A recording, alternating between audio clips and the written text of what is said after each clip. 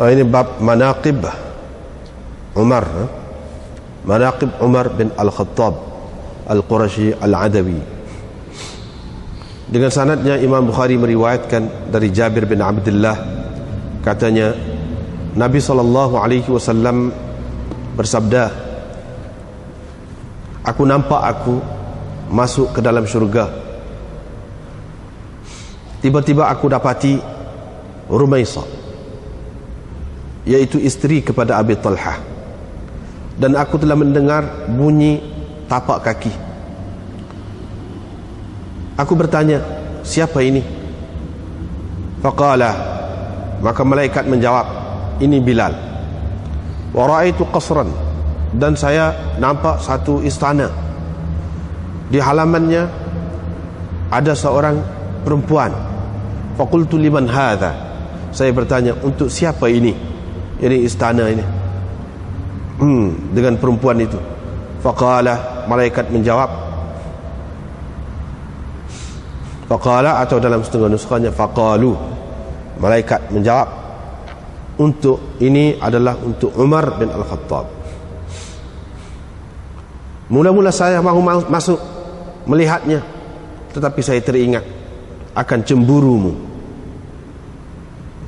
Nabi SAW kata kepada Umar ni, maka Umar pun berkata, bi abi wa ummi, kutubus engkau dengan ayah dan ibuku wahai Rasulullah, adakah patut aku akan cemburu terhadapmu? Diriwayatkan dari Abu Hurairah, beliau berkata, ketika kami sedang berada di samping Rasulullah SAW, tiba-tiba baginda berkata, ketika aku sedang tidur, aku nampak aku masuk ke dalam syurga. Yang ini bermimpilah. Aku bermimpi, aku masuk ke dalam syurga. Di dalamnya aku dapati ada seorang perempuan yang sedang berwudu di sebelah ataupun berhampiran dekat dengan satu istana. Faqultu liman hadzal qasr, saya pun bertanya, istana ataupun mahligai, siapakah ini? Mereka menjawab, yakni malaikat, ini istana Umar.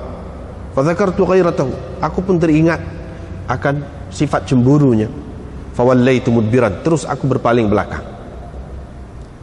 Fabaka Umar, apabila Umar mendapat tahu, dia pun menangis dan berkata, a'alaika agharu ya Rasulullah, adakah terhadapmu aku akan cemburu wahai Rasulullah? Diriwayatkan dari Hamzah dari ayahnya, yakni Anas, bahwa Rasulullah SAW bersabda, ketika aku sedang tidur, yakni aku bermimpi minum, yakni susu, sehingga aku nampak peluh, aku nampak kesan puas minum susu itu, yakni memercik di kukuku ataupun pada kuku-kukuku, memercik, keluar dia macam susu ni, air susu ni keluar kuku. Thumma nawaltu Umar, kemudian aku berikan, yakni bekas susu itu kepada Umar. Qalu, para sahabat bertanya, fama awwalta, engkau takwil apa itu? Engkau ta'bir dengan apa itu wahai Rasulullah? Rasulullah SAW menjawab, ilmu. Diriwayatkan dari Abdullah bin Umar bahwa Nabi SAW bersabda, pernah aku bermimpi, aku menarik timba melalui pili ataupun bulatan yang orang letak tali di atas telaga, ala qalibin, di atas telaga. Faja'a Abu Bakar, selepas itu Abu Bakar datang, dia menarik timba itu, satu timba atau dua timba, dengan agak lemah. Wallahu yaghfirullah, semoga Allah mengampuninya. Kemudian Umar datang, timba itu bertukar menjadi timba yang besar. Falam ara abqariyan yafri fariyah, tidak pernah aku lihat seorang yang hebat bekerja sepertinya. Sampai orang semua puas minum air. Wa darabu bi'atan, dan mereka mendudukkan unta-unta mereka dekat situ. Qala Ibnu Jubair, al-abqari mana itaquz zarabi, yakni permaidani yang indah, permaidani yang indah. Wa qala Yahya Az-Zarabi at-tanafis. Zarabi itu makna tanafis, permaidani. Laha khamlun raqiq, yang berbaldu, lembut, halus. Mabthuthah wa zarabiyyu mabthuthah dalam Quran itu nak cerita kathirah, mana banyak. Abqari wa huwa, yani abqari itu sayyidul qaum. Maksud saya yani abqari itu sayyidul qaum, yani ketua kepada orang ramai, pemimpin masyarakat. Abqari di sini Imam Bukhari nak cerita falam ara abqariyan, dalam hadis itu dengan makna orang yang hebat, ketua kaum, pemimpin. Tetapi dalam Quran ada juga abqariyin hisan. Abqari itu apa makna? Abqari di situ maknanya permaidani yang cantik. Abqariyin hisan. Selalulah Imam Bukhari pesen dia. Kalau dia jumpa dalam hadis, ingat selalu kepada Quran. Dalam Quran ada juga. Tapi kalau dalam Quran itu dengan makna lain. Dengan makna lain. Hadis ini dengan makna sayyidul qaum, yakni ketua kaum ataupun pemimpin, yakni seorang yang hebatlah. Abqari. Diriwayatkan dari Muhammad bin Sa'ad bin Abi Waqqas bahawa ayahnya memberitahunya, yakni Sa'ad bin Abi Waqqas memberitahunya, katanya Umar pernah meminta izin untuk bertemu dengan Rasulullah sallallahu alaihi wasallam. Pada ketika itu ada beberapa orang perempuan Quraisy yang sedang bercakap-cakap dengan Nabi sallallahu alaihi wasallam, dan mereka banyaklah bercakap sehingga tinggi suara mereka melebihi ataupun mengatasi suara Nabi sallallahu alaihi wasallam. Sebaik sahaja Umar meminta izin, mereka terus bangun dan berlindung di sebalik hijab. Rasulullah sallallahu alaihi wasallam pun membenarkan kepadanya masuk, kepada Umar untuk masuk. Umar pun masuk. Ketika itu Rasulullah sallallahu alaihi wasallam, sambil Rasulullah sallallahu alaihi wasallam ketawa, suka. Faqala Umar pun berkata, semoga Allah sentiasa membuatkan engkau suka, yakni gembira, wahai Rasulullah. Nabi sallallahu alaihi wasallam pun berkata, aku hairan dengan perempuan-perempuan ini, tadi berada dekat aku. Sebaik sahaja mereka mendengar suaramu, terus mereka berkejaran pergi di balik tabir. Faqala Umar berkata, engkaulah yang lebih patut mereka geruni, wahai Rasulullah. Kemudian Umar berkata, wahai musuh-musuh diri mereka sendiri, adakah kamu gerun kepadaku dan kamu tidak gerun kepada Rasulullah sallallahu alaihi wasallam? Mereka pun berkata, ya, engkau lebih keras dan kasar berbanding Rasulullah sallallahu alaihi wasallam. Maka Rasulullah sallallahu alaihi wasallam berkata, ihin ya Ibn al-Khattab, ya wahai Ibn al-Khattab, apa cerita? Ya, teruskan wahai Ibn al-Khattab, apa cerita? Walladhi nafsi biyadih, demi Tuhan yang nyawaku berada di tangannya, tidak bertemu syaitan denganmu dalam keadaan berjalan di mana-mana lorong sama sekali, melainkan syaitan akan memilih lorong yang lain daripada lorong yang dipilihmu itu. Dengan sanadnya Imam Bukhari meriwayatkan dari Abdullah bin Mas'ud, katanya kami terus kuat semenjak Umar memeluk agama Islam.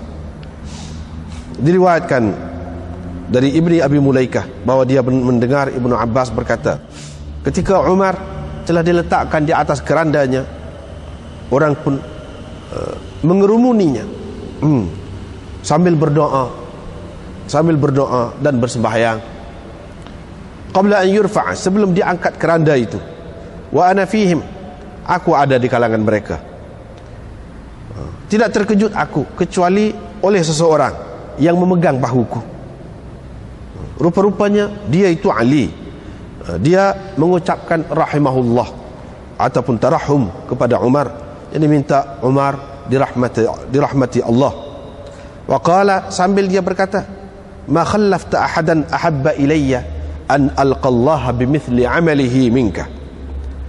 Engkau tidak ada meninggalkan sesiapa pun yang mana aku lebih suka, aku paling suka bertemu dengan Allah dengan membawa amalan sepertinya selain daripadamu.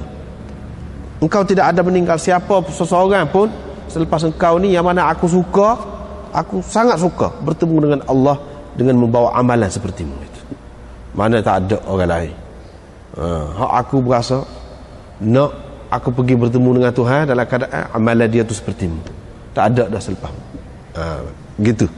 Ini maknanya pengiktirafan daripada Ali kepada Umar. Wa aimullah, demi Allah, sesungguhnya aku benar-benar yakin bahawa Allah akan meletakkan engkau dekat dua orang sahabatmu itu, yakni bersama dengan Nabi SAW dan Abu Bakar.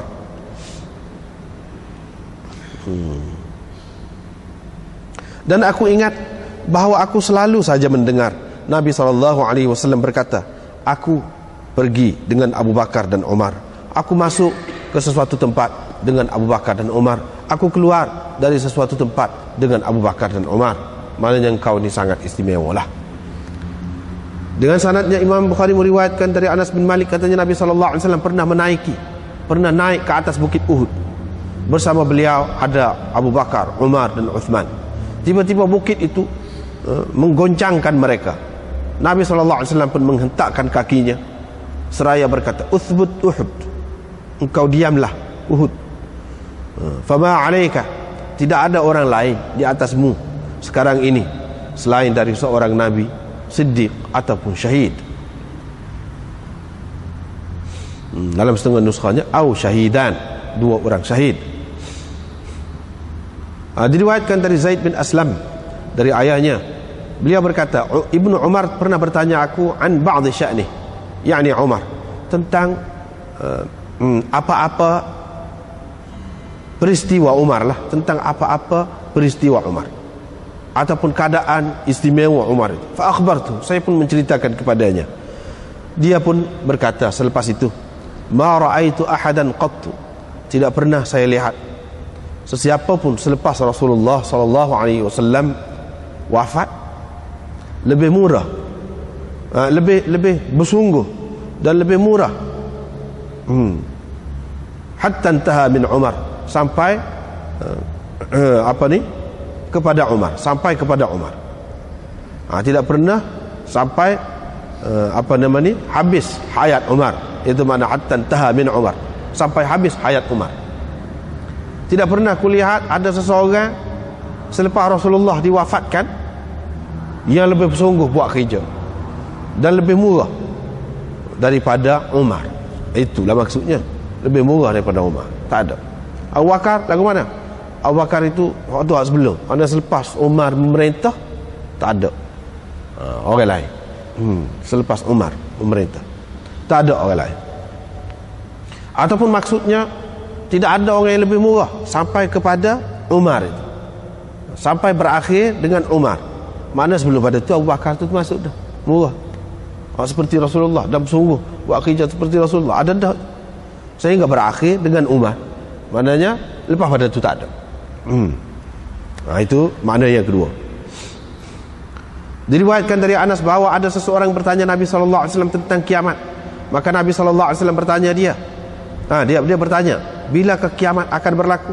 Nabi SAW tanya balik, apa yang kau sediakan untuknya, untuk menghadapinya? Orang itu menjawab, tidak ada apa-apa, cuma saya kasihkan Allah dan Rasulnya. Terus Nabi SAW bersabda, engkau akan bersama orang yang engkau kasihi. Anas berkata, fama farihna bi syai'in farahana, tidak pernah kami gembira mendapat sesuatu seperti mana kami gembira mendengar kata-kata Nabi SAW, engkau akan bersama orang yang engkau kasihi. Qala Anas berkata, fa ana uhibbun Nabi, aku kasihkan Nabi SAW, Abu Bakar dan Umar, sebut sekali selalu, maknanya Abu Bakar dan Umar, dan aku berharap aku akan bersama mereka kerana kasihku kepada mereka, walaupun aku tidak beramal seperti amalan mereka, walaupun aku tidak beramal dengan amalan seperti amalan mereka. Diriwayatkan dari Abi Hurairah, katanya Nabi SAW bersabda, sesungguhnya telah pun ada di kalangan umat sebelum kamu beberapa orang yang didatangi malaikat, muhaddathun, yang sentiasa diilhamkan oleh malaikat. Kalau ada di kalangan umatku ini seseorang maka dia adalah Umar. Diriwayatkan dari Abi Hurairah dengan tambahan Zakaria bin Abi Zaidah, dia berkata Nabi SAW bersabda, qad kana fi man qablakum min Bani Israel, di kalangan Bani Israel, umat Bani Israel sebelum kamu telah pun ada orang-orang yang bercakap, yakni dengan malaikat, min ghairi an yakunu anbiya, padahal mereka bukan nabi. Kalau ada di kalangan umatku ini seseorang yang seperti itu, maka dia adalah Umar. Qala Ibnu Abbas, min nabiyyin wala muhaddatsin. Ibnu Abbas dalam tafsirannya baca min nabiyyin wala muhdatsin. Mana ayat wa ma arsalna min qablika min rasulin wala nabiyyin wala muhaddatsin. Dia baca begitu. Mana tafsiran dia itulah illa bilisani qaumi.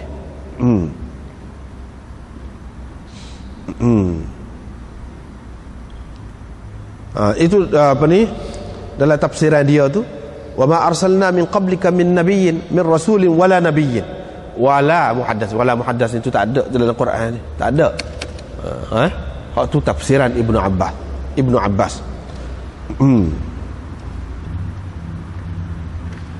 Wa ma arsalna min qablika min rasulin wala nabiyyin wala muhaddatsin. Dia tambahan tu tafsir, bukan ayat Quran. Ayat Qurannya sekat nabiyyin jelah. Wa ma arsalna min qablika min rasulin wala nabiyyin illa idza tamanna. Begitu.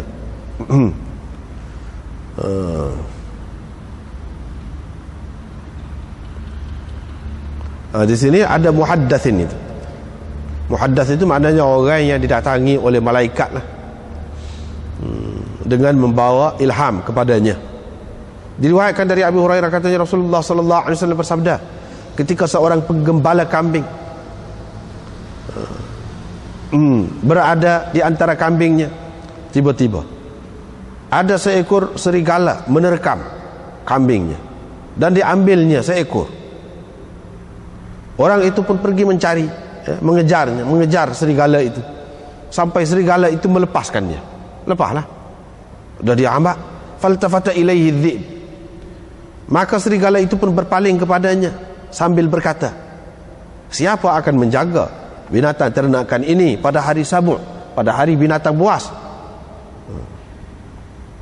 pada hari binatang buas, di mana tidak ada penjaga kepadanya selain dariku, kata dia.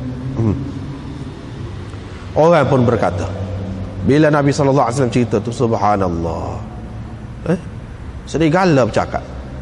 Nabi SAW bersabda, aku, Abu Bakar dan Umar mempercayainya. Pada ketika itu Abu Bakar dan Umar tidak ada di situ. Diriwayatkan dari Abi Sa'id Al-Khudri, katanya Rasulullah, saya telah mendengar Rasulullah SAW bersabda, ketika aku sedang tidur, aku tengok orang uridu alayya, dikemukakan kepadaku, yakni orang-orang dikemukakan kepadaku, dalam keadaan mereka itu memakai baju. Ada yang bajunya sampai kepada tetek dia, ada yang sampai kepada kurang lagi bawah tu. Baju dia tu pendek sangat, sekat tetek. Ada bawah lagi, ada hak kurang lagi. Wa urida alayya Umar, dan dikemukakan kepadaku Umar dalam keadaan bajunya menyeret, menyapu tanah, bajunya menyapu tanah. Qalu fama awwaltahu, para sahabat bertanya, engkau takbir, bagaimana engkau takbirkan dengan apa itu wahai Rasulullah? Nabi SAW menjawab, ad-din, agama. Itu maknanya agama. Diriwayatkan dari Miswar bin Makhramah, katanya apabila Umar ditikam, dia mengadu sakit. Ja'ala ya'lamu. Faqala lahu Ibnu Abbas pun berkata kepadanya, semacam dia nampak Sayyidina Umar ini mengeluh lah, kesakitan. Wahai Amirul Mukminin, yakni ini ringkas, ni riwayat yang ringkas, riwayat yang panjang dia sebut. Mana engkau tak akan mati, akan bersama kita lagi, sabarlah. Itu maknanya. Wala in kana dzalik, kalau ia pun nak mati, tu. Kalau ia pun engkau akan mati dalam sakit ini. Laqad sahibta, sesungguhnya engkau telah pun bersahabat dengan Rasulullah dengan sebaik-baiknya.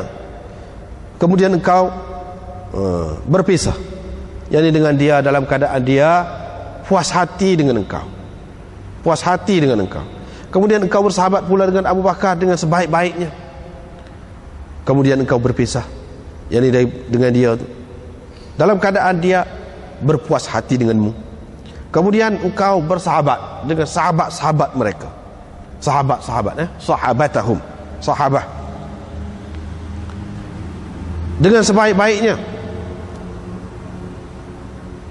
Kalaupun engkau berpisah dengan mereka, sudah tentu engkau akan berpisah dengan mereka dalam keadaan mereka puas hati terhadapmu.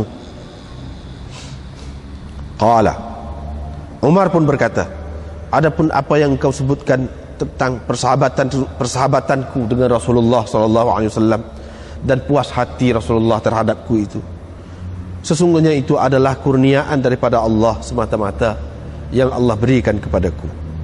Dan adapun yang kau sebutkan tentang persahabatanku dengan Abu Bakar dan puas hatinya terhadapku, maka sesungguhnya itu, yakni itu juga adalah kurniaan daripada Allah yang telah diberikannya kepadaku.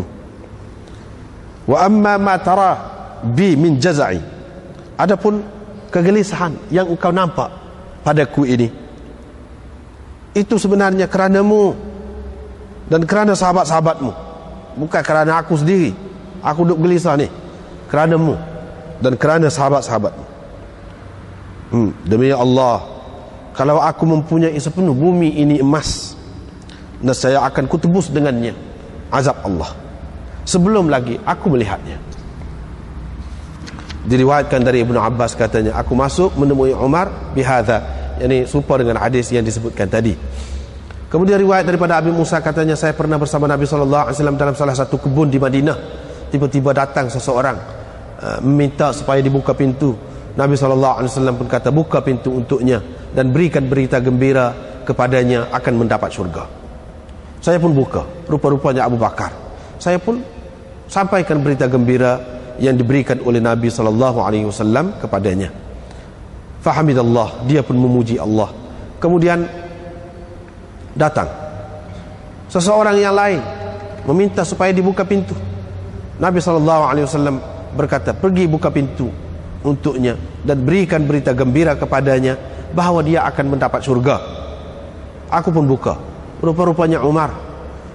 Aku pun beritahu kepadanya tentang berita gembira yang diberikan oleh Nabi SAW kepadanya. Dia pun memuji Allah. Kemudian datang seseorang meminta supaya dibuka pintu itu. Nabi SAW berkata, buka pintu itu untuknya dan berikan berita gembira kepadanya akan mendapat syurga dengan kesusahan, ujian yang akan menimpanya. Rupa-rupanya orang itu ialah Uthman. Aku pun memberitahu kepadanya apa yang diceritakan, apa yang dikatakan oleh Rasulullah SAW, yang berita gembira yang diberikan oleh Rasulullah SAW kepadanya. Dia pun memuji Allah, kemudian berkata, Allahul Musta'an, Allah lah tempat meminta pertolongan. Sebab Nabi SAW kata selepas tu, ala balwa tusibuhu, orang lain tak ada kata, puji Allah saja. Dia ni kata puji Allah dan Allahul Musta'an, kata begitu. Diriwayatkan dari Abdullah bin Hisham katanya, kami pernah bersama Nabi SAW. Pada ketika itu Nabi SAW sedang memegang tangan Umar bin Al-Khattab.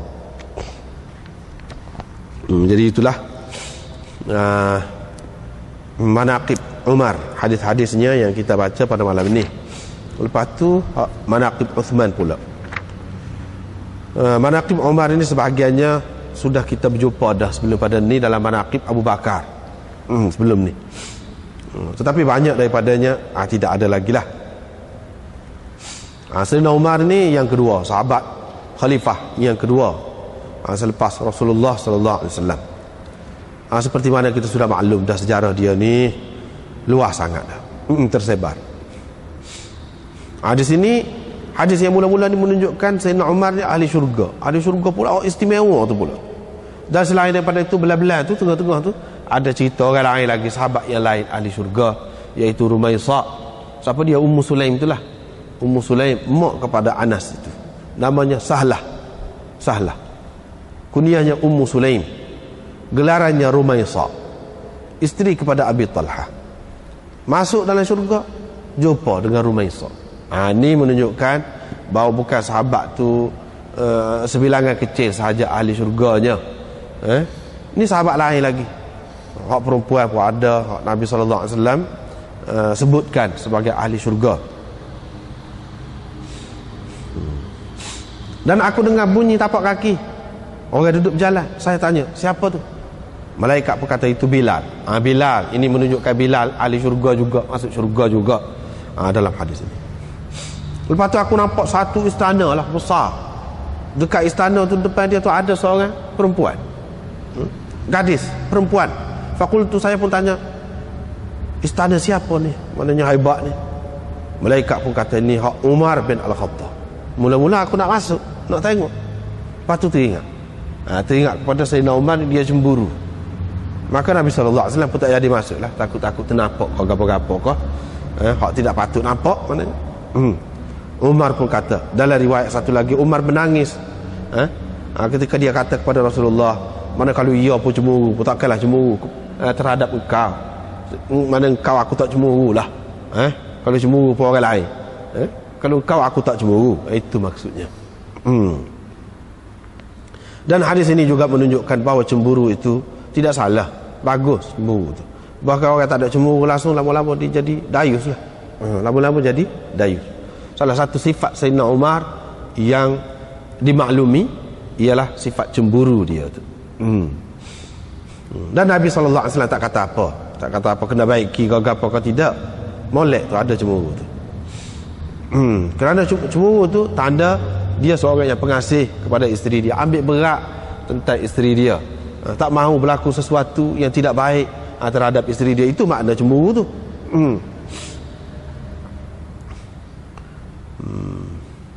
Sebab itulah Sayyidina Umar tidak cemburu terhadap Nabi SAW. Kerana kira-kira tidak akan berlaku perkara yang tidak baik lah. Ya, dia cemburu, takut berlaku perkara yang tidak baik. Itu semua kerana kasih. Ini menunjukkan kelebihan Sayyidina Umar itu. Kemudian perempuan tu dah ambil wuduk tu untuk apa? Bukan wuduk tu nak kena semaya dalam syurga, kena ada air semaya apa, tak ada. Wuduk tu untuk mendapat kelebihan. Ini menunjukkan bahawa wuduk yang kita buat dalam dunia ni ada lagi dibuat dalam syurga, kerana ia adalah suatu yang istimewa, suatu yang menyenangkan, bukan sesuatu yang membebankan, menyusahkan. Tidak. Dalam syurga tu buat lagi. Tapi bukan kerana nak semaya, nak apa, tak ada waktu tu. Mana dengan berwudu ataupun dengan melakukan perkara-perkara yang seumpama ini lebih jernih lagi, lebih cerah lagi, lebih comel lagi seseorang tu dia jadi dengan sendirinya, lebih comel lagi. Sebab wudu tu maknanya sinar, seri. Itu makna wudu. Tatawadda maknanya mengambil air semaya yang menyebabkan jadi bersinar, berseri-seri dia tu. Itu maknanya. Seterusnya Nabi SAW cerita kepada sahabat-sahabat dia ni, dia kata ketika dia duduk tidur mimpi, dia minum susu. Susu tu melimpah sehingga tubik ni memercik ujung-ujung kuku dia memercik. Nampak basah. Sampai begitu sekali. Lepas pada tu Nabi SAW bagi susu dia minum tak ada bekas tu, buat bagi kepada Umar. Umar pun minum lah. Sahabat tanya, apa engkau takwilkan? Engkau tak ambil apa dia tu mimpi lagu tu? Nabi SAW kata ilmu. Maknanya Umar ni akan dapat ilmu. Maknanya hak selepas aku, ilmu lebih aku. Maknanya istimewa benar lah tu.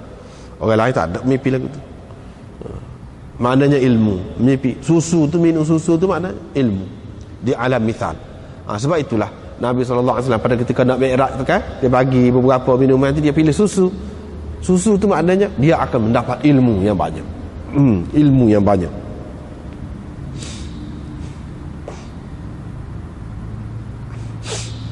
Seterusnya ni kita sudah jumpa dah dulu dalam manaqib Abu Bakar, iaitu duduk tarik timba daripada telaga tu. Nak ceritanya di sini, Sayyidina Umar tu hebatlah. Tarik tu banyak sehingga air tu melimpah ruah. Orang ramai pun pergi minum puas. Lepas pada tu Bukan setakat orang saja yang puasnya, binatang-binatang orang bawa pergi duduk situ, tetap duduk situ. Sebab apa? Air sudah banyak. Sebab apa? Sayyidina Umar ini dia cebok air itu banyak. Ini isyarat kepada zaman pemerintahannya yang penuh dengan kemakmuran, penuh dengan kemakmuran dan keadilan. Sudah ada isyarat daripada Nabi SAW. Seterusnya riwayat daripada Sa'ad bin Abi Waqqas. Dia cerita ada beberapa orang perempuan duduk dekat Nabi SAW, duduk bercakap, dan banyaklah bercakap tu sampai suara tu tinggi. Sebab Nabi SAW ni seorang yang lembut, seorang yang dia tak apalah, tidak jenis kerah. Bila bunyi Sayyidina Umar minta izin tu, lari, pakat lari, nusuk. Nabi SAW pun suka tengok. Lepas tu minta biarlah Umar masuk. Bila masuk tu, Nabi SAW kata, pelik sungguh puak-puak ni, kata dia. Tadi duduk kecek, suka benar. Lepas pada tu bila bunyi suara kau tu, cepat-cepat lari. Umar pun kata, sepatutnya mereka itu gerung, berasa hebat kau, berasa gerung lebih daripada aku. Ni puak-puak tak kerti bahasa ni, kata dia ni. Ya aduwati anfusihinna, wahai musuh-musuh diri mereka sendiri. Wahai musuh-musuh diri mereka sendiri, itu maksudnya puak-puak tak kerti ni. Puak-puak tak kerti, tak faham ni, hak sebenarnya. Kamu gerun kepada aku dan tidak gerun kepada Rasulullah sampai bercakap macam tu. Padahal Nabi SAW memang nak ajar orang perempuan tu biar sikap terbuka, biar sikap terbuka, biar tidak malu-malu, tak tutup pasal, biar bercakap tu apa tu tinggi-tinggi lah. Itu yang Nabi SAW nak ajarnya. Dalam Muslim baru ni kita jumpa, iaitu Sayyidina Umar duduk hairan, duduk cerita dulu zaman jahiliah tu orang tak beri muka pada orang perempuan ni. Orang tak buat kira. Kalau bincang apa-apa orang tak tanya pendapat dia. Zaman kita ni sekarang ni siapa gitu mau nak perempuan ni. Berlawan cakap, balas-balas cakap. Kita kata lagu ni, dia kata lagu ni. Sebenarnya Nabi SAW nak ajar lagu tu. Nak ajar lagu tu. Dia tak sewa isteri ni duduk senyap, tak kata apa satu, tak main peranan, tak bagi pandangan, tak bagi pendapat, dia tak sila. Apabila dia diberi kebebasan, tentulah ada sikit sebanyak tu yang tak kena, yang tak betul, adalah sampai-sampai kita baikilah. Itu maksud Nabi SAW. Dia nak ajar umat dia, nak tukar daripada cara jahiliah kepada cara Islam, iaitu orang perempuan tidak nusuk, dan apa-apa dia nak cerita-cerita, kalau patut suara derah, tak apa. Itu yang Nabi SAW nak ajar. Mereka pun kata di balik tabir tu, iyalah, kata dia, kau kasar, kata dia, kerah. Kerah. Memanglah Umar ini memang dia kerah. Dia kerah. Tapi kerah pun pada sebagai seorang ayah yang penyayang lah. Walaupun dia kerah, tapi kerana dia sayang kepada anak-anak dia lah. Sebab itu dia berjalan, dia bawa tukak, bawa rotan. Kalau nak semayang ke apa pun bawa rotan. Kalau tak betul dia pukul kaki. Dia jenis tu. Kerana kerah dia itulah jadi orang dia jadi betul boleh. Kan ada kalanya kerah itu berguna kepada masyarakat. Kerah-kerah dia pun semua, maknanya orang menangis pada ketika dia nak mati tu, maknanya semua orang ingatkan kebaikan dia. Kerah dia tu orang tahu, kerah dia tu untuk kebaikan. Seperti mana anak-anak apabila dia terkenalkan, apabila dia besar dia jadi orang molek, mujurlah ayah kita dulu kerah, lagu tu. Kalau dia tak kerah, lagu tu tak jadi kita lagu ni. Dia kenal lagu tu Sayyidina Umar, bukan kerah tak tutup pasal, tidak. Tapi Rasulullah SAW memang orang yang lembut, sebab dia nak ajar sesuatu, nak ubah sesuatu. Kalau budak-budak duduk menyanyi dekat dia, dia duduk senyap. Sayyidina Umar mari, Sayyidina Abu Bakar mari, lari berhenti. Nabi SAW kata, Sayyidina Abu Bakar, dalam riwayat baru ni kita sudah jumpa dah, Sayyidina Abu Bakar tegur perempuan tu sampai berhenti. Nabi SAW suruh, tak apa, teruskan. Nabi SAW cara dia lembut, dan dia ada maksud dia sendiri. Itulah dia naknya orang perempuan dia kalau dia suka, biar dia nyatakan kesukaan dia tu. Jangan kita halang, terutamanya pada hari-hari tertentu. Tidak salah. Orang perempuan memang sikap dia lebih lagu tu sensitif, dan dia emosional sikit. Kalau suka pun suka, lebih. Kalau sedih pun dia sedih. Kena jaga belaka. Sebab itulah dalam agama kita, mana kalau berkabung sampai 4 bulan. Arba'ata ashhurin wa 'ashra. Sampai 4 bulan 10 hari. Maknanya berkabung tu lama tu. Sebab apa? Memang dia jiwa dia gitu. Pagi hak suka, pada ketika suka pun pagi. Begitu. Adapun Umar ni tidak lagu tu. Tetapi ada baiknya. Rasulullah buat gitu ada tujuan dia, iaitu nak ceritakan banyak perkara lah. Suka-suka tidak salah dalam kehidupan beragama. Menyanyi ni kalau dalam batas dia tidak salah. Mai silap, mai gapo orang-orang apa ni, puak-puak Habasyi duduk mai dalam masjid, mai pedang, mai senjata, tidak salah. Tu hak tu dia nak ceritanya.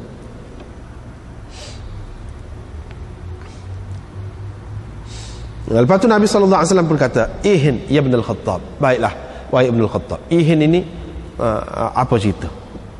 Apa cerita?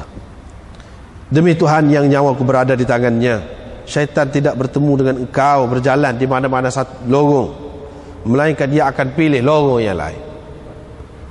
Akan pilih lorong yang lain. Maknanya pasal apa? Pasal Sayyidina Umar ni kerah dia tu sampai jadi baik. Orang tidak jadi buat benda yang tidak boleh. Sebab kita kata perempuan yang bercakap dengan suara yang tinggi, cakap banyak sangat, boleh jadi dia akan tersasut, syaitan boleh masuk situ. Tapi kalau dia tak bercakap tu, selamatlah. Itu makna satu contoh di sini. Begitu juga menyanyi depan Nabi SAW, tak apalah kalau hak silap dia tegur. Tak sah, hak tu tak sah sebut. Hak tu tak sah sebut, hak tu tak boleh, hak lain tak apa. Dia boleh tegur gitu. Tapi kalau lok kepada hak lain, lok boleh jadi dia jadi lebih. Syaitan ambil peluang. Tapi Sayyidina Umar dia sekat selalu benda-benda lagu tu, dia tak bui, tak buka pintu tu. Buka pintu tu tak apa, tapi kadang-kadang dia jadi lebih. Jadi lebih. Nabi SAW buka pintu, buka pintu lah kita kata, buka pintu, perempuan ni buat depan dia, tak apa, dia boleh tegur. Dan dia nak cerita sesuatu, perkara ni tak apa dalam batas-batas yang tertentu, tak apa. Sebab itu dia benarkan. Tetapi perkara-perkara yang boleh menjurus, boleh membawa kepada yang tidak baik tu, kalau kita tak buat langsung pun lebih baik waktu sebenarnya, ke mana-mana pun lebih baik waktu kalau tak buat. Kalau kita kata ni ada khilaf lah, ada khilaf. Hak ni kata muzik boleh, hak ni kata muzik tak boleh. Kalau kita ambil hak tak boleh tu, tak ada apa, lebih baik sebenarnya. Takut-takut jadi melarat, takut-takut jadi melarat. Hak ni kata nyanyi tak apa, hak ni kata nyanyi tak boleh berlaku. Kalau kita pilih hak tak boleh, lebih baik sebenarnya, lebih selamat. Itu cara yang diambil oleh Sayyidina Umar. Dia tak buka pintu langsung. Tapi Nabi SAW buka pintu juga, sebab dia ada maksud dia nak cerita sekadar ni tak apa. Sekadar ni tak apa. Kalau dia tidak pernah biarkan, orang akan kata tak boleh langsung. Dalam keadaan lagu mana-mana pun, dalam keadaan terkawal pun tak boleh juga. Maknanya dia nak cerita dalam keadaan terkawal tak apa. Nak tahu mana kawal terkawal tu, hak ni boleh kau tak boleh, kita ngaji tahu setara mana hak boleh, setara mana hak tak boleh, tahu.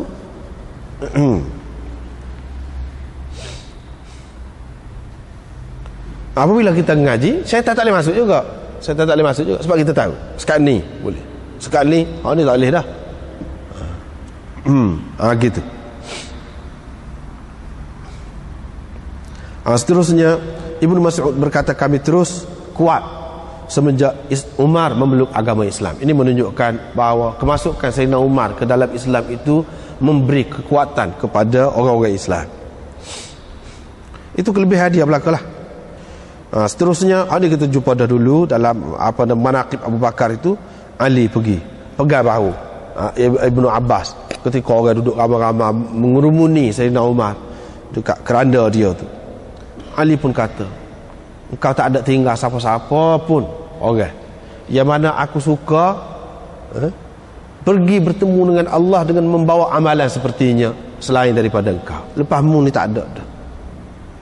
Maknanya aku berasa aku nak, kalau boleh aku pergi bertemu dengan Allah SWT dengan membawa amalan sepertinya, orang lain tak ada. Selepasmu tak ada, engkau lah orang aku nampak gitu.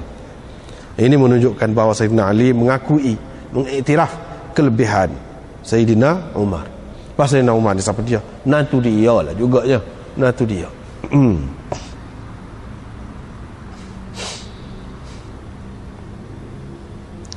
Demi Allah, aku benar-benar yakin bahawa Allah akan meletakkan engkau bersama dengan dua orang sahabatmu. Sebab apa? Sama-sama. Dulu Nabi SAW kata sama, aku pergi dengan Abu Bakar dan Umar, aku masuk dengan Abu Bakar dan Umar, aku keluar dengan Abu Bakar dan Umar. Gapo-gapo pun Abu Bakar dan Umar, kira-kira aja mati pun pada duduk sekali jugalah. Aku yakin begitu. Dan memang pun berlaku begitu. Memang pun Abu Bakar dan Umar tu duduk dekat Nabi SAW kuburnya, sedangkan orang-orang lain tidak. Tiga tu duduk sekali.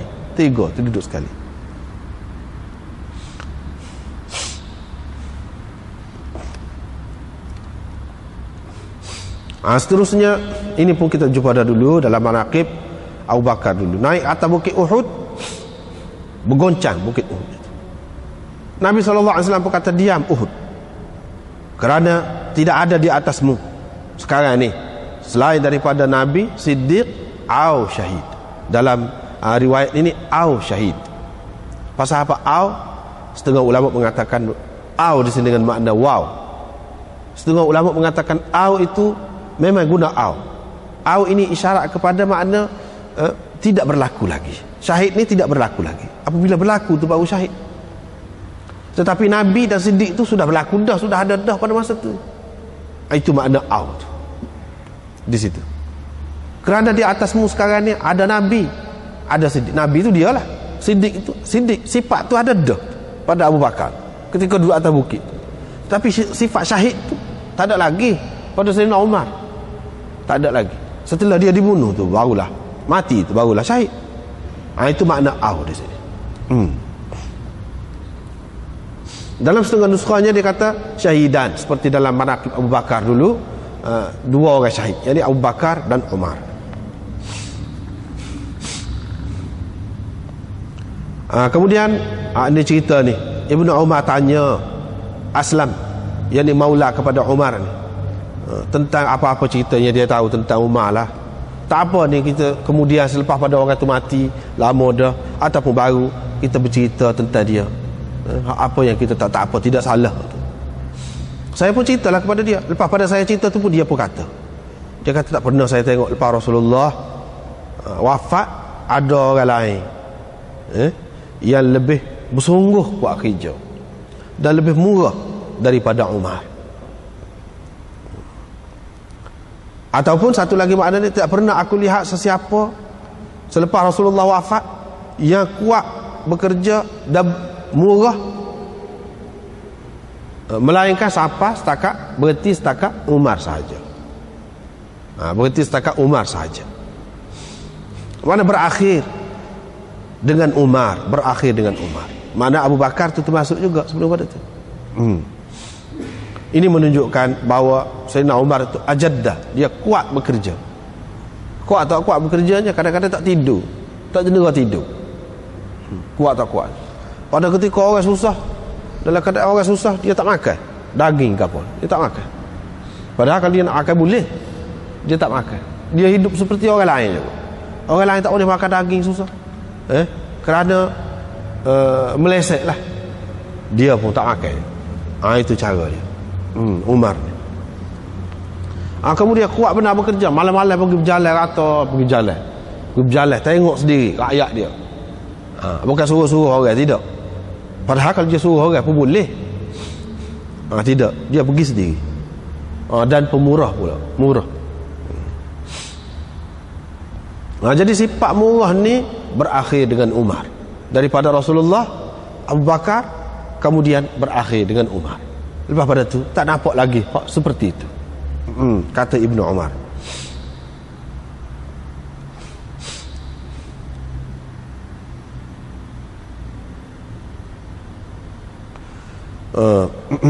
Dalam Tirmizi ada riwayat Ibnu Umar ini pernah ditawarkan jawatan oleh Sayyidina Uthman di zaman pemerintahan dia, nak jadi hakim. Ibnu Umar tak sih. Ni anak Sayyidina Umar. Tak sih, apa tak sih? Dia kata Umar, sebab aku pernah dengar Umar kata Dia kata kalau seseorang itu lepas pada dia memerintah, dia memegang apa-apa jawatan, dia bertemu dengan Allah dalam keadaan dia balik asal, dasar pemuja. Muja.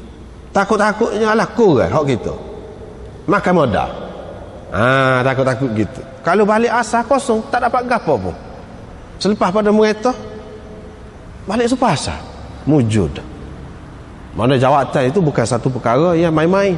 Tidak. Bukan satu perkara yang main-main. Sayyidina Uthman pun senyap, tak kata apa. Lalu dia tak sih? Begitu.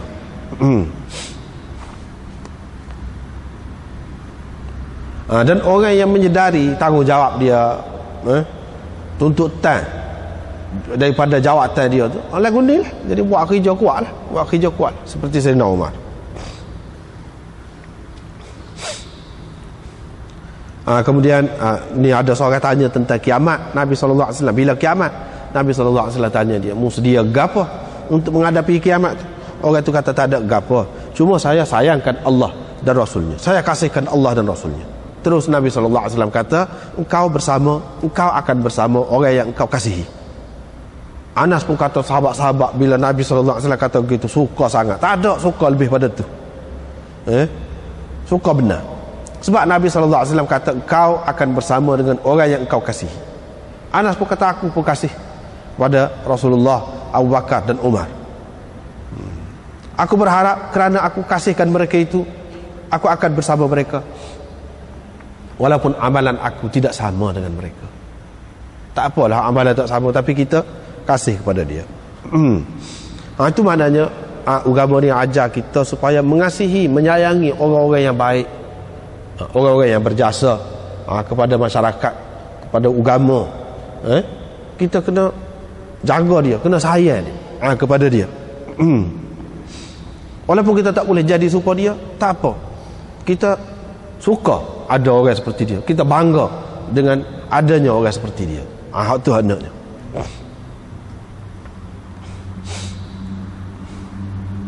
Diriwayatkan dari Abi Hurairah, katanya Nabi SAW bersabda, kalau di kalangan orang-orang dulu ada muhaddathun. Muhaddathun itu siapa? Cuba kita tengok. Nombor hasyiah nombor 8. Ada beberapa pendapat itu. Faqila mulham. Qalahul aktsar. Mulham, yakni orang yang diberi ilham secara khusus oleh malaikat. Ataupun oleh Allah Subhanahu Wa Taala melalui malaikat mulhim dia. Malaikat mulhim. Mana diberi ilham. Gapo-gapo pendapat dia tu mana tepat. Molek. Molek pendapat dia.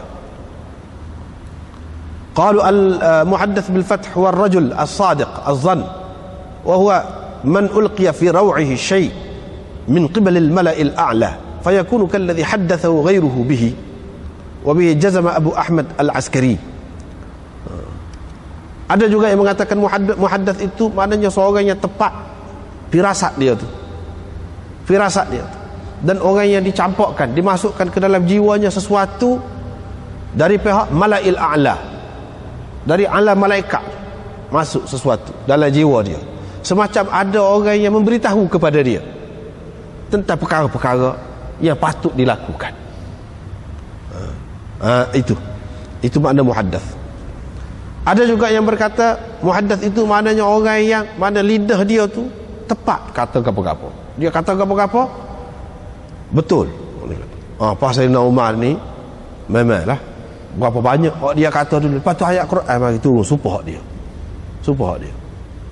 Itu tepat benar lah tu.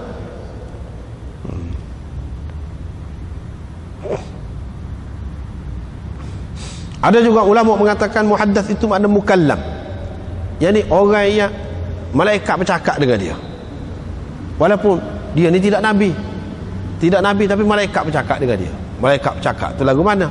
Maknanya secara halus lah, secara halus. Yani hak dia nampak, hak dia fikir, hak dia buat, keputusan dia tu molek saja sesuai dengan kehendak Allah berlaku. Tak ada tak molek. Kalau fikir hak molek, kalau kecak hak molek, apa-apa pun hak molek saja, hak sesuai dengan kehendak Allah. Semacam malaikat itu duduk cakap dengan dia, royak pada dia gini. Itu makna muhaddath. Kalau ada di kalangan umat ini, maka dia adalah Umar. Kalau ada di kalangan umat ini, maka dia adalah Umar.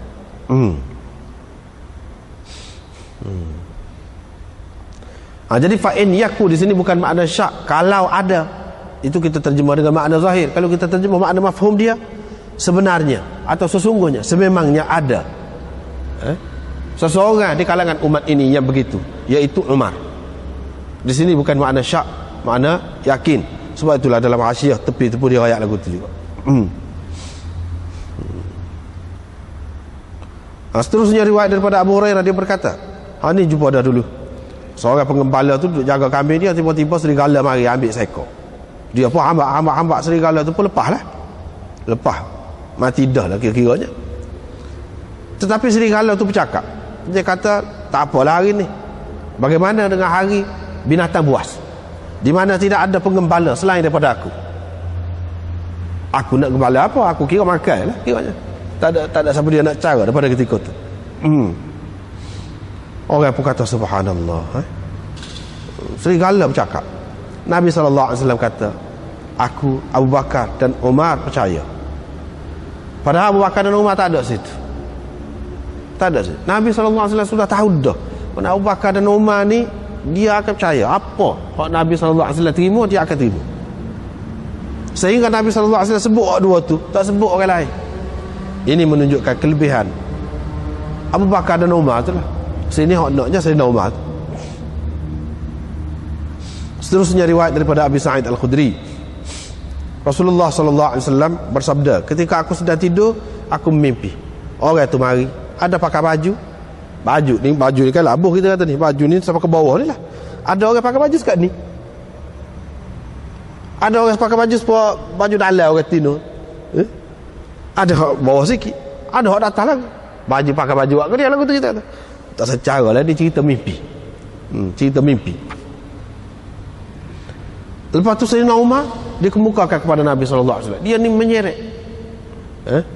tanah baju dia, mana labuh menyapu tanah.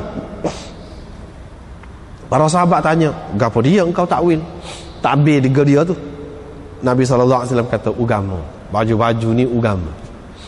Maknanya agama dia tu sempurna, lengkap, tudung menutup habis anggota dia tu, menutup habis anggota dia tu. Itu maknanya agama, sempurna agama dia tu.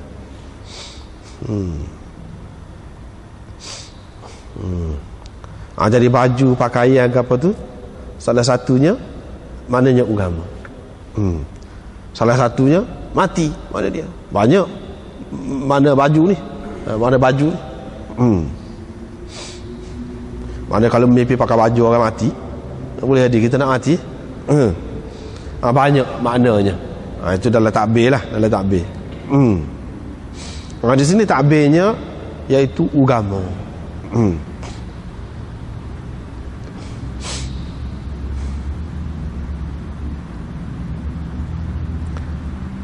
Ini semua menunjukkan kelebihan Umar. Nabi SAW cerita kepada sahabat-sahabat dia hak lain. Sahabat lain dengar. Lepas tu dalam keadaan begini sebut ni. Tidakkah sahabat-sahabat tu tahu kelebihan dia? Oleh kerana sahabat-sahabat tu sedar dan tahu tentang kelebihan dia itulah, maka selepas Abu Bakar tu dipilih dia. Tu je lah. Betul dah lah.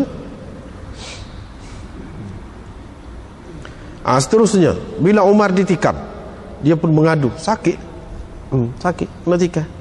Ibnu Abbas pun nampak macam dia ni mengadulah, macam dia ni tidak sabarlah, jazak lah, mana ada gelisah.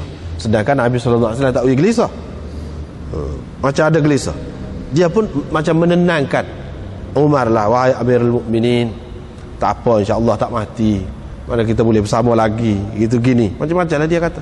Tapi kalau ia nak mati pun tak apa, engkau telah bersahabat dengan Rasulullah dengan baik, sebaik-baiknya.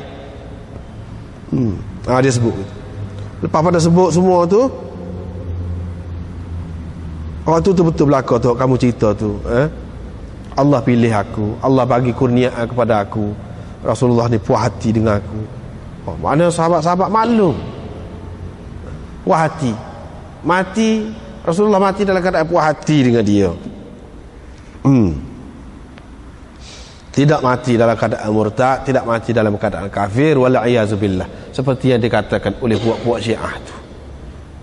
Kalau tidak, macam mana Nabi SAW puas hati dengan dia ketika berpisah tu, mana mati tu Nabi tahu dah.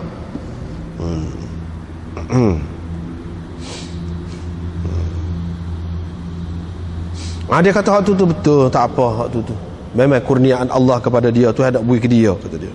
Tetapi hak kamu nampak ni, aku gelisah ni, bukan gelisah kerana aku, kata dia.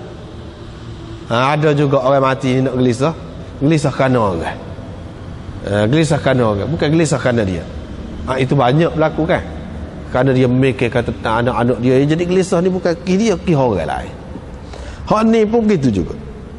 Bapa gelisah, apa saya nak Umar gelisah. Kita tengok nombor 15.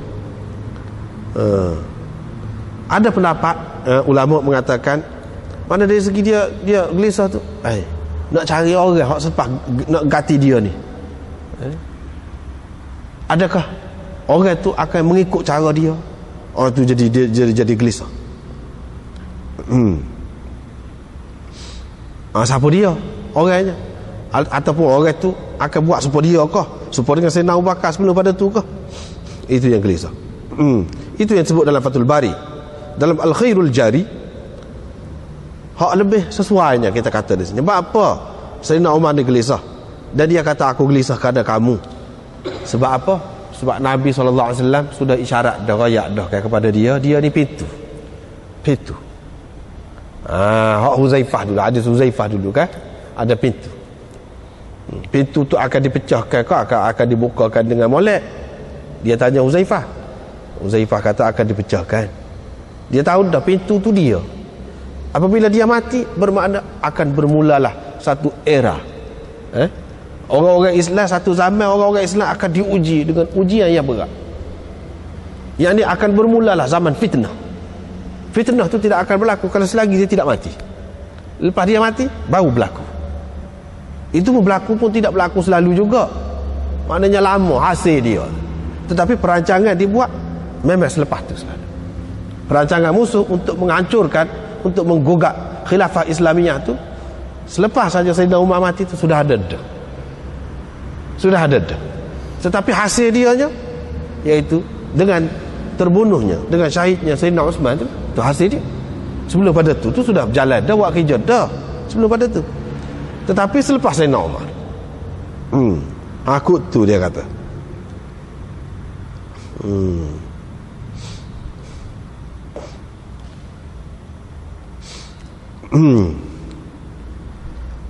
Jadi apabila aku mati, tazharul fitan fima bainakum fajaza'i lidzalik la li nafsi. Sebab itu aku gelisah, bukan kerana aku. Bahkan mana orang yang seperti dia yang tahu dah keadaan dia, Nabi SAW sudah berapa kali dah royak tentang dia ni, selepas matinya lagu mana, ahli syurga gitu gini. Tidak patut dia akan gelisah kerana diri dia sendiri. Kalau dia gelisah tu, fikirkan orang lain lah. Fikirkan orang lain. Bayangkan fitnah itu begitu besar, sehingga anak Sayyidina Abu Bakar sendiri pun terkena juga fitnah tu. Muhammad bin Abu Bakar terpengaruh juga dengan fitnah tu. Dia ayah orang ramai. Sampai dia pun dalam kitab-kitab sejarah ni ada disebutkan, masuk dalam rumah Sayyidina Uthman, rukah naik ke atas, masuk. Sayyidina Uthman tengok dia kata, kamu bagaimana kalau ayah kamu tengok dalam keadaan gini? Muhammad bin Abu Bakar pula bila Sayyidina Uthman sebut lagu tu, lari lah. Dia tidak terlibat dalam pembunuhan Sayyidina Uthman, tapi dia pergi di antara hak pergi sampai ke peringkat tu, fitnah tu. Mana terpengaruh dengan dia ayah tu, musuh-musuh tu.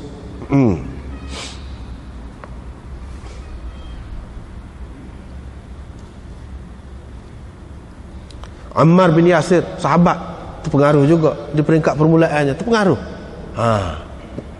Tapi orang-orang ni kalau kita perhatikan, orang-orang yang bukan sahabat-sahabat yang terkenal sebagai sahabat yang cerdik, bijaksana, sahabat biasalah. Adalah kelebihan dia, ada kelebihan dia dari sudut kekuatan iman dia, kesungguhan ibadat dia, itu suku. Tapi dari segi kebijaksanaan dia, sahabat-sahabat yang seperti ni terkena. Dan itu sebab salah satu sebabnya Syiah ni terima Ammar bin Yasir itu. Satunya dia duduk perang tu, duduk balik Sayyidina Ali, perang dengan Muawiyah. Yang keduanya dia terpengaruh dengan dia ayah ni yang memburukkan Sayyidina Uthman. Mana dia boleh terima? Padahalnya manusia dia bolehlah terpengaruh, tapi akhirnya dia tidak juga. Akhirnya dia tidak, cuma terpengaruh juga. Nak ceritanya orang-orang yang setara sahabat tu boleh terkena. Betapa besar fitnah itu.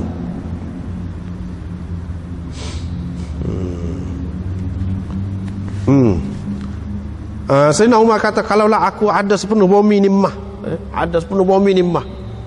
dan aku akan tebuskan guna tu untuk menebuskan azab Allah. Yani azab Allah sebelum aku tengok lagi.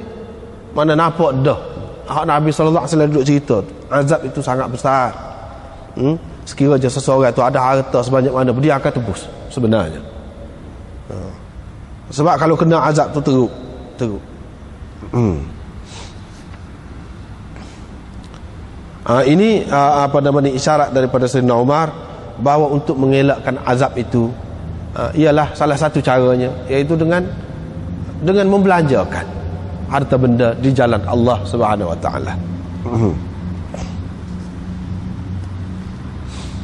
Ini riwayat seterusnya kita sudah jumpa dah dulu. Abu Musa al-Asy'ari ni duduk tunggu pintu. Lepas tu mari orang, Nabi sallallahu alaihi wasallam tak tengok tu. Dia kata selalu, bui dia masuk. Lepas tu rakyat ke dia akan mendapat syurga selalu. Hak masuk mula-mula Abu Bakar, lepas tu Umar. Tu anaknya Umar ni pun termasuk dalam orang yang Nabi sallallahu alaihi wasallam kata ahli syurga. Nombor 2, tertib dia tu pun molek dah. Tertib dia itu pun mengikut tertib khilafah dia dah. Hak Uthman itu Nabi sallallahu alaihi wasallam sudah kata dah, ala balwa tusibuhu. Dan bagaimana Sayyidina Uthman tu bila dia masuk, bila diberitahu kepada dia begitu oleh Abu Musa al-Asy'ari, dia puji Allah, alhamdulillah, Allahul musta'an, wallahul musta'an. Allah lah tempat minta tolongnya.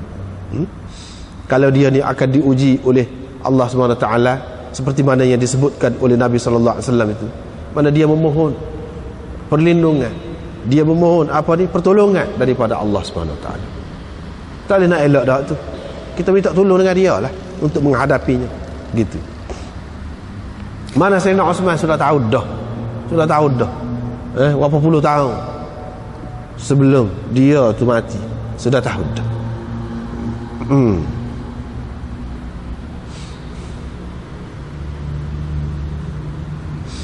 Kemudian riwayat daripada Abdullah bin Hisham, kata dia, kami pernah bersama Nabi SAW.